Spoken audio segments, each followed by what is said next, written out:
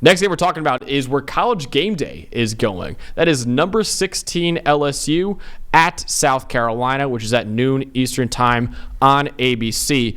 My storyline I'm kind of looking for in this game, can LSU get back on track? Because to put it simply, LSU hasn't had the best start to his 2024 season. They began with a 27-20 loss to number 23 USC. That was a game that LSU had the lead with 6 minutes left.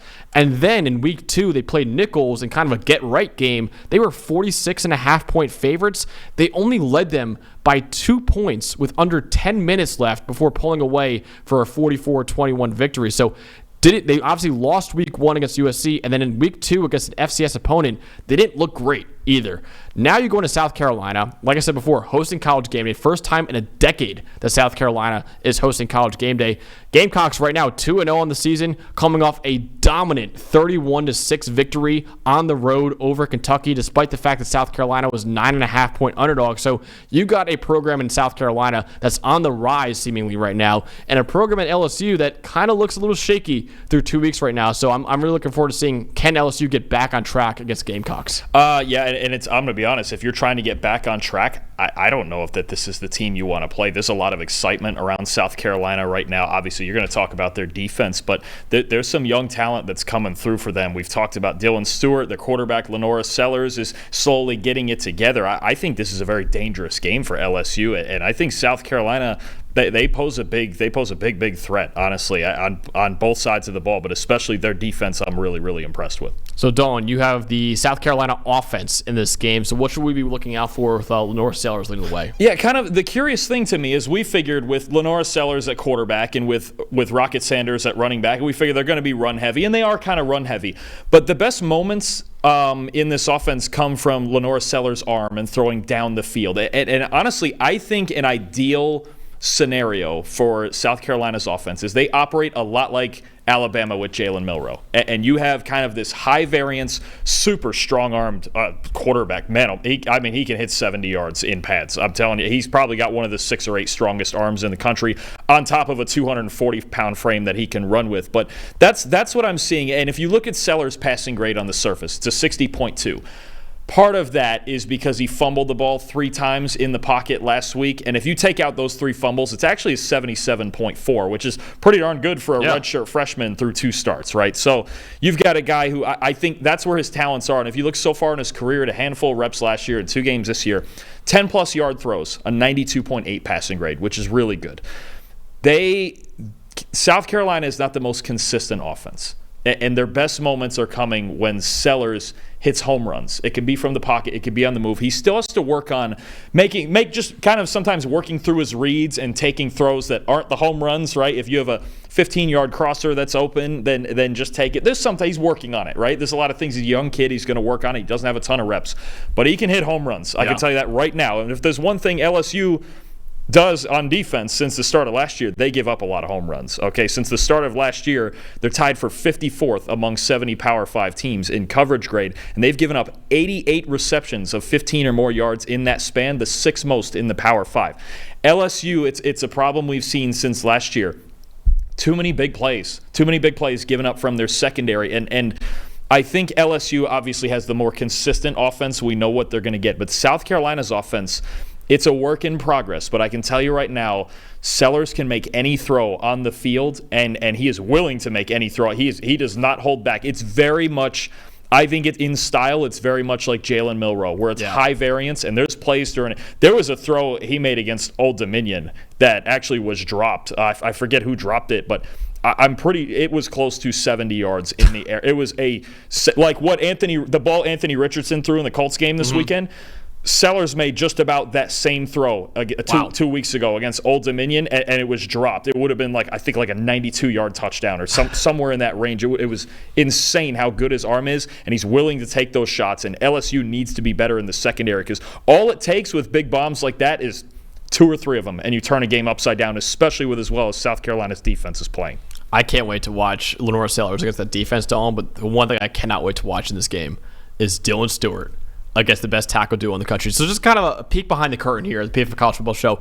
Every week, you and I send to Eli, our producer, the guys we should put in the background of this. And usually it's the big name players, the quarterbacks of this game, the head coach of this game. For this game, we said, nuh-uh.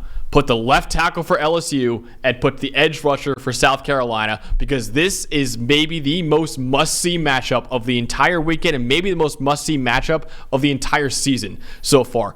This kid, Dalton, Dylan Stewart, has been nothing short of spectacular through his first 2 college games. Former 5-star recruit, by the way, Dylan Stewart. You win this one.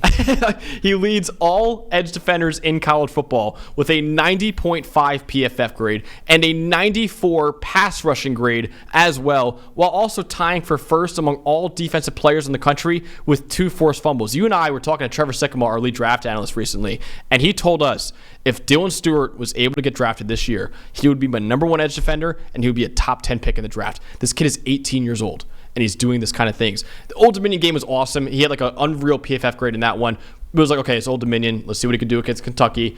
And there were a few plays against Kentucky, Dawn, where he was getting triple teamed and still got to Brock Vandegrift. And it was like, this kid is freaking special. Man, he's probably the best edge rusher South Carolina's had since Jadeveon Clowney, honestly. And this early, we're saying that about him, which is nuts. 6'6", 248 pounds, ridiculous bend.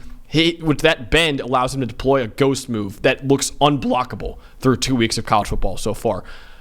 But this is the time now to show up against the big guys. Will Campbell, the best offensive tackle in college football. My number 1 and your number 1 tackle entering the season. Top 10 prospect on PFF's big board for the 2025 NFL Draft. The number 1 offensive lineman in the 2025 NFL Draft as well. So when you're going on the left side, you got Will Campbell. On the right side, you got Emory Jones Jr., who entered the year as my number 9 offensive tackle in the country and currently is a first-round prospect on PFF's big board as well. So you got a first-round left tackle, a first-round right tackle against maybe already the best pass rusher in college football, and Dylan Stewart.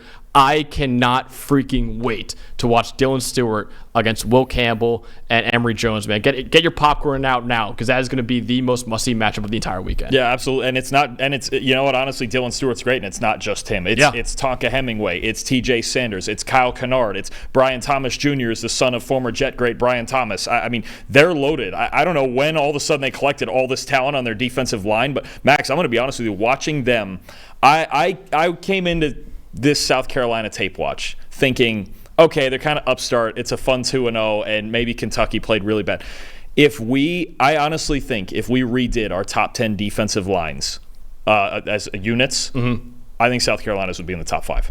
Might be. I really do. They're loaded. As Stewart is incredible, and that depth of guys, and the big thing too that to me makes them even better. You watch them; they don't blitz at all. I had to go look into it. They have the single lowest blitz rate in the entire country right now. They can do anything they want in coverage and mess around in coverage with their back 7 because they can just send any 4 of those guys. Yep. And they will get, and they're getting home, right? I mean, they were just unblockable against Kentucky and really against Old Dominion too.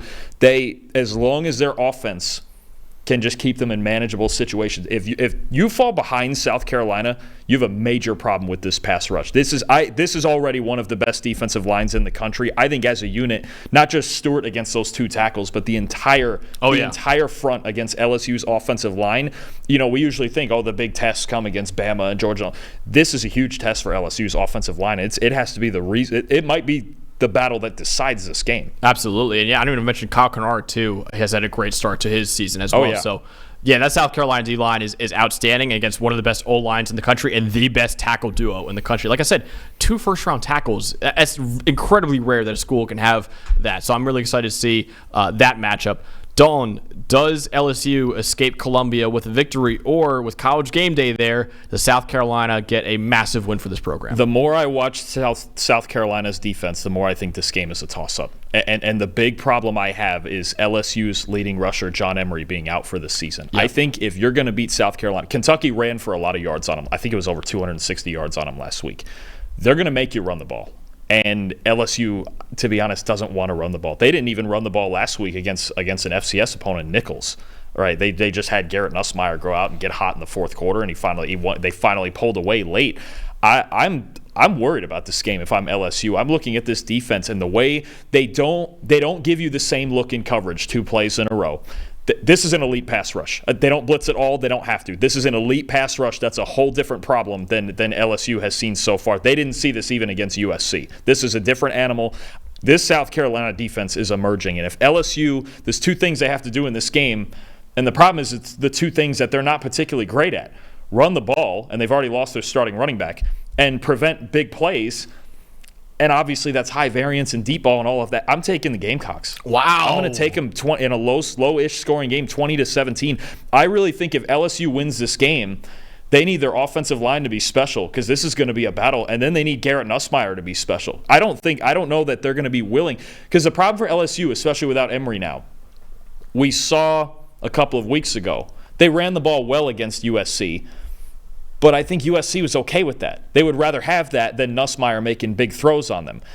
This game, I think, is another example. And I know, look, LSU and Garrett Nussmeier might just go out there. Maybe he'll go out there and prove us wrong and prove me wrong, I should say, and throw 4 or 5 touchdowns. But that's the only way they can win this game. I don't know if I think the more LSU turns and hands the ball off, I think South Carolina's fine with it because Nussmeier's really good. I mean, I think this would be a game that if he has to carry them through this, that gets into NFL scouts' rooms with the tape because this is a really good defense. Look, South Carolina, they're developing on offense. And if they're going to win a game that's like 20-17 like this if they're pulling this off. But I think their defense is capable of it. I'm super impressed with them. And I think the fact Nussmeier's grade actually against the blitz is a lot higher than it is when teams aren't blitzing. South Carolina's not going to blitz at all. They don't need to. So now you got freaks up front. I'm telling you. And it's not just Dylan Stewart. You've got a whole crew of freaks up front. I'm going to take South Carolina and the defense at home to win a low-scoring game 20-17. That's really shocking. I can't believe you actually took South Carolina. I love it, though. I do think it'll be a good game. I have LSU winning this game, though, 31-21. I think the Tigers will go in there and win. I think Garrett Nussmeier will be good enough. And also, the Lenore Sellers stuff, he looks good through 2 weeks. I want to see more. And I trust Garrett Nussmeier in that offense for LSU. Even though it's against a great defense in South Carolina that is better than LSU's, I trust them more than I trust Lenore Sellers right now. So I think after 2 disappointing performances to start the year, LSU kind of regains its footing a little bit and beats South Carolina. The big element for me, the difference between the two is I do believe Nussmeier is going to keep his composure. Yeah. I think that's the biggest reason LSU would go and win this game is because Nussmeier, he's very composed and he's gotten better than he used to be at taking what the defense gives him and just diagnosing and not forcing big throws. I think a huge element in this game is Sellers doing the same. If Sellers keeps his composure and he's not fumbling and he's not turning the ball over and maybe not just sometimes not trying to force deep shots when he doesn't, because there's flashes on the tape when it's like, okay, he takes some of the easier throws and he's just 100-mile-an-hour arm, Max. I mean, what an arm he's got. He has the ability to make any throw on the field. I think as long as he stays composed, especially early in the game, just play that grinding, slow, wear them down defensive game and be a part of that. And and for South Carolina, it's a game where be content to punt the ball. You don't have to force things early on your own 40 and things like that. I think if they get into one of those fist fight drag out games, I really think South Carolina can win it. But that's the part I would worry about is I know Nussmeier, he's very composed in big spots. I think he's going to keep his composure. It's going to be tight. It's going to be really, really tight. And that matchup you talked about of LSU's O-line versus South Carolina's deal, that's movie theater stuff. That's great. I can't wait for that. Dalton, you and I entered this week with the same record in our predictions, again at 10-2. And we differ on the first 2 games. Yeah, I'll be ahead of you. Okay, we'll see. We'll see. I'm taking the underdog in the Arizona game. You're taking the underdog in the South Carolina game. We'll see if we differ on this game, though.